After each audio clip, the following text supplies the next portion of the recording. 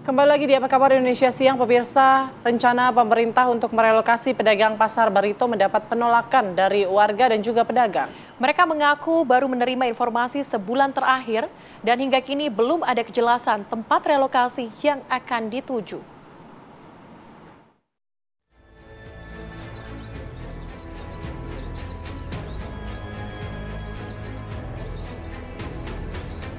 Pemerintah Provinsi Jakarta berencana merelokasi Pasar Burung Barito, Kebayoran Baru, Jakarta Selatan ke tempat yang baru di kawasan Lenteng Agung. Lokasi pasar binatang peliharaan yang telah berdiri sejak tahun 80-an ini rencananya akan direvitalisasi penunjang rencana besar yang akan dilakukan oleh Pemprov Jakarta, yaitu menggabungkan 3 taman, yakni Taman Ayodhya, Taman Langsat, dan Taman Leser. Rencana relokasi sendiri telah disosialisasikan oleh pihak Pemprov Jakarta kepada para pedagang sejak awal Juli. Sementara, untuk pengosongan kios, pihak Pemprov memberikan tenggat waktu hingga hari Minggu tanggal 3 Agustus 2025.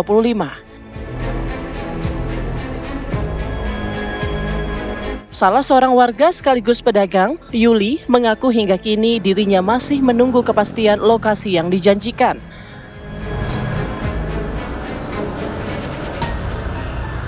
Ini sih sejauh ini kan emang ada info katanya mau direlokasi ke Lenteng Agung ya Mbak. Cuma namanya relokasi itu kan harusnya sudah ada tempat dan disediakan oleh pemerintah. Tapi pas kita survei ke sana tuh hanya tanah kosong masih rawa-rawa yang nggak bakalan bisa ditempatin Mbak. Kalau masalah itu netral juga ya Mbak. Kalau relokasi ya ada tempat ya kita ikutin. Cuma kan ini nggak ada tempat. Dan ini kan juga sebenarnya kan Barito ini kan udah mancanegara ya Mbak ya, udah orang pada tahu juga.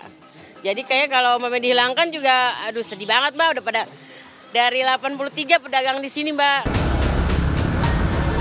Sejarah menuliskan bahwa pada pertengahan tahun 80-an, puluhan pecinta burung memulai komunitas pedagang di kawasan Kebayoran Baru ini. Berbagai macam jenis burung peliharaan, kandang, sampai makanan burung terlihat dijual di sini. Hingga saat ini para pedagang tersebut masih bertahan. Bahkan ada yang sudah mewariskan bisnisnya kepada generasi ketiga. Kalau isu relokasi itu sih, ya menurut saya itu kita lihat dari fungsinya Mbak ya, fungsi. Karena kan kita di sini udah berjalin cukup lama.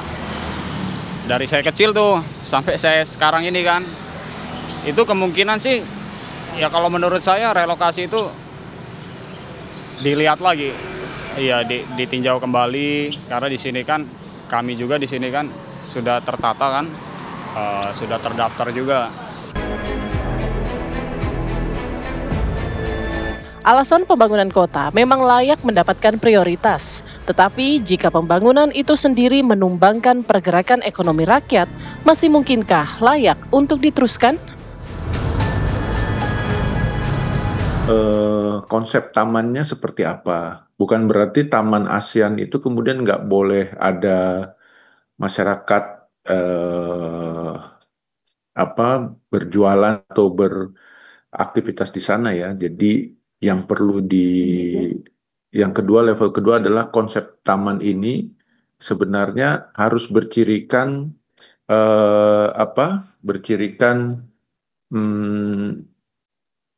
kekhasan kitanya sendiri ya. Jadi kalau masyarakat di sana karena sudah 40 tahun kan pasar burung itu gitu.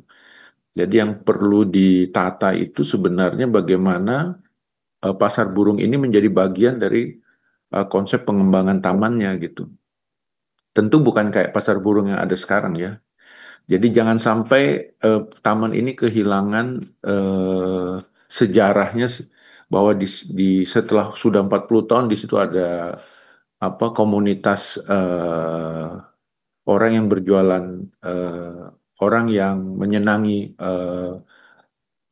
burung itu hilang gitu. Itu yang harus diingatkan kalau menurut saya.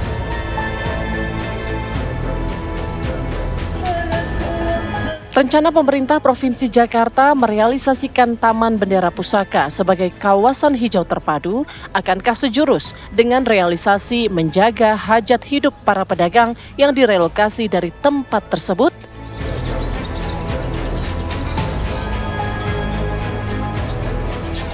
nggak ada penolakan Mbak, namanya punya pemerintah gitu kan. Cuma kan kita juga ada bayar juga Mbak, retribusi juga kan. Cuma ya kaget itu aja Mbak, dari kita di infonya tuh awal Juli di sosialisasi tanggal 18. Nah itu makanya harus dikosongkan tanggal 3, cuma tempatnya nggak ada, mau gimana Mbak? Kan mereka bikin taman, masa pedagangnya dihilangkan. Apalagi kan sini banyak banget manusianya ya Mbak ya, yang harus dikasih makan, dikasih ya hidupnya gitu lah Mbak. Lagi anak-anak kan sekolah juga ya Mbak, kalau seandainya kita udah nggak dagang, gimana cari makannya gitu aja sih Mbak.